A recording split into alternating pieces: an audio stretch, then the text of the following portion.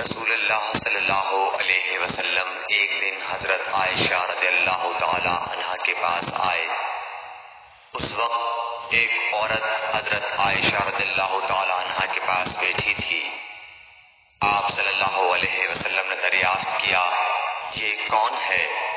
عرض کیا، فلاں عورت، اور اس کی نماز کے احتیاط اور پابندی کا ذکر کیا۔